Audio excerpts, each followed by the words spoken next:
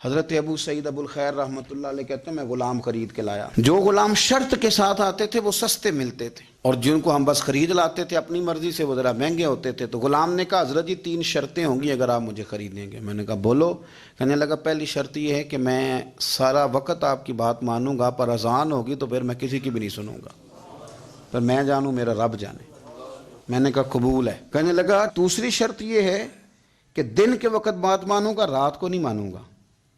میں نے کہا یہ آرام کرنے کا عادی ہوگا، نیند زیادہ آتی ہوگی، بعض لوگ زیادہ سوتے ہیں. میں نے کہا ٹھیک ہے. اس نے تیسری شرط یہ کہی کہ بہت سارے جگہوں پہ لوگوں کے زیادہ غلام ہوتے ہیں تو ایک کمرے میں 5-5 6 لوگ رہتے ہیں. میں کمرہ علیحدہ لوں گا اکیلا، ٹوٹا پھوٹا دے دیں، پرانا دے دیں، کسی حویلی کے پچھواڑے دے دیں، پر کمرہ میں الگ لوں گا.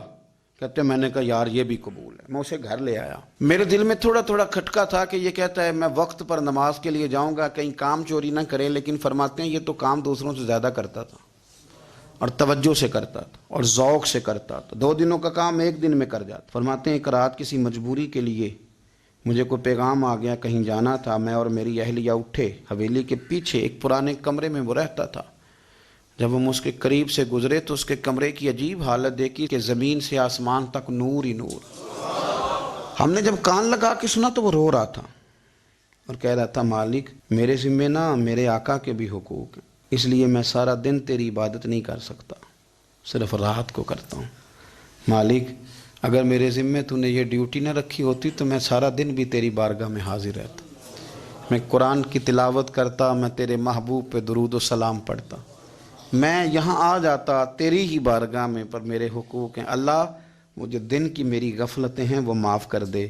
حضرت فرماتے ہیں بڑا ذوق بڑا شوق. ہم نے جہاں جانا تھا گئے نہیں، واپس آ گئے. رات ہم نے اس کو مداخلت کرنا اور تکلیف دینا مناسب نہ جانا. صبح کی نماز کے بعد میں نے طلب کیا اور میں نے اسے بلا کر کے کہا کہ میاں تو آج کے بعد آزاد ہے، ہماری کوئی ذمہ داری تیرے اوپر نہیں، تو سارا دن قرآن شریف پڑھ، درود پاک پڑھ، اپنی مرضی سے چل. کہنے لگا کیوں؟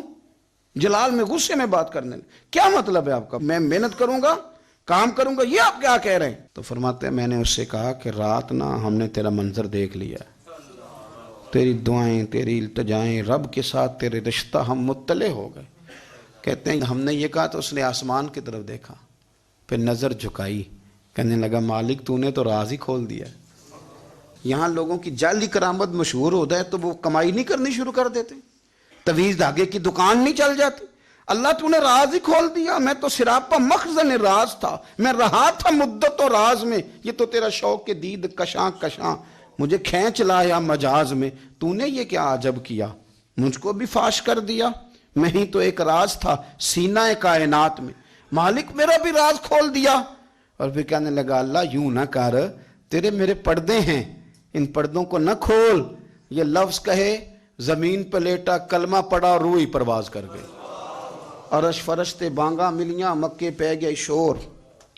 بلے شاہ اسا نہیں مرنا، اے تے مر گیا ہی کوئی ہور. اسا نہیں مرنا تے مر گیا ہی کوئی ہور.